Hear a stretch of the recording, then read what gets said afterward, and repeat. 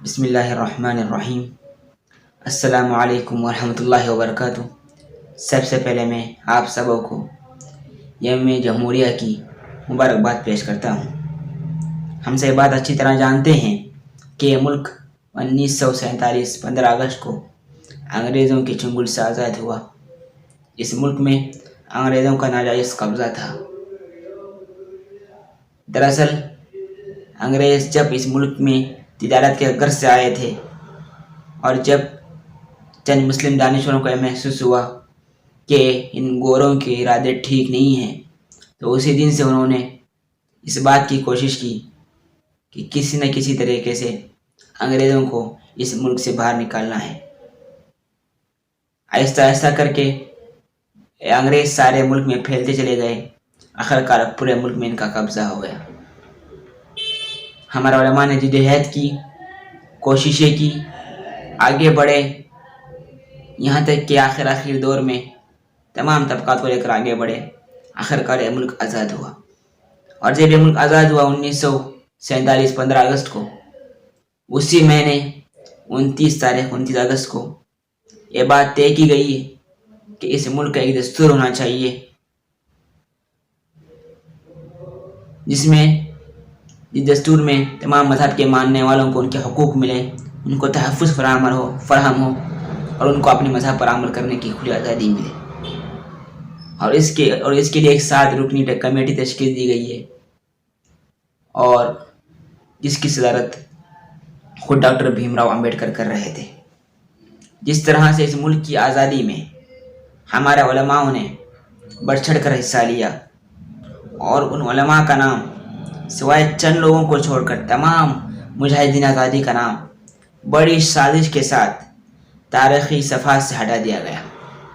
جس طرح ان آزادی کے صفحات سے ان کا نام مٹا دیا گیا، اسی طرح جن علماء نے، جن لوگوں نے، جن دانشوروں نے اس دستور کو بنانے میں اپنا سب کچھ قربان کر دیا، اس کے لیے کوشش کی، تو ان کے ناموں کو بھی مسخ کر دیا گیا۔ خاص کر بیرسٹر آصف علی کا نام بھی پیش ہے، مولانا حسن موہانی کا نام بھی پیش ہے۔ اگر ہمارے علماء کرام آگے نہیں بڑھتے، اگر ہمارے دانشوران آگے نہیں بڑھتے، اور اس وقت کے سیکولر لوگ، ہمارے ہندو بھائی بھی اگر آگے نہ بڑھتے، تو آج اس ملک کا دستور سیکولر نہیں ہوتا، اس ملک کے لوگوں کو وہ تحفظ فراہم نہیں ہوتے جو آج ہیں۔ تو یہ ان کی قربانیوں کا نتیجہ ہے کہ آج ہمارا ملک کا دستور سیکولر ہے۔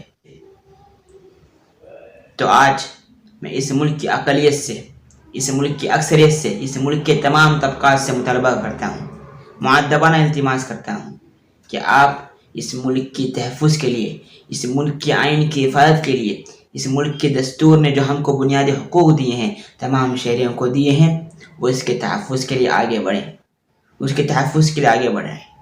اس لیے کہ اگر دستور نہیں بچے گا تو یہ ملک کہاں سے گزر رہے گا۔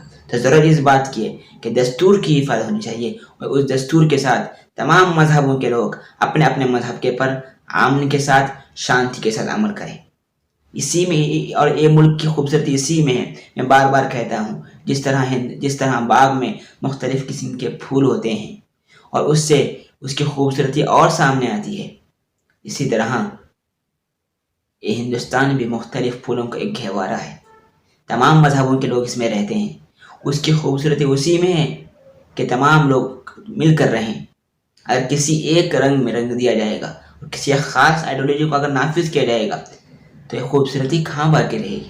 جس طرح باغ میں کسی ایک قسم کے پھول سے خوبصورتی باقی نہیں رہتی، تو کیا اتنے بڑے عالی شان ملک میں، اتنے بڑے شاندار ملک میں، اتنے بڑے طاقتور ملک میں اگر کسی ایک سوچ کو نافذ کر دیا جائے گا، کسی ایک آئیڈیالوجی کو زبردستی تھوپ دیا جائے گا، تو کیا اس کی خوبصورتی باقی رہے گی؟ کیا اس ملک کے تعلق سے دوسرے ملک میں اچھے چرچے ہوں گے؟ ہرگز نہیں ہوں گے۔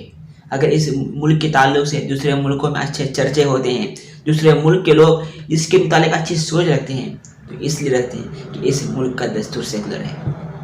آپ پچھلے چند سالوں سے، آزادی کے بعد سے چند سالوں سے، اگر اس میں چند ایسے لوگ پیدا ہو گئے ہیں جو اس نفرت پھیلا رہے ہیں، اس خوشگوار ہوا میں اس کو گندی کرنے کی کوشش کر رہے ہیں، تو ہم ان کے رنگ میں رنگ جائیں گے؟ ہرگز نہیں. اگر کوئی نفرت پھیلا رہا ہے تو ہم محبت پھیلائیں، محبت سے اس کو سمجھائیں. اگر کوئی غلط بول رہا ہے اس کے سامنے سچائی بولیں، اس کو اچھے سے سمجھائیں. یہ صحیح طریقہ ہوتا ہے. اور اس ملک کی تحفظ بھی اسی طرح ہوگا کہ ہم سب مل کر آگے بڑھیں. میری دعا ہے اللہ سے کہ اللہ اس ملک کی حفاظت فرمائے، ہر طرح سے حفاظت فرمائے. مجھے دیجیے اجازت. آپ کو پھر سے یوم جمہوریہ کی مبارک.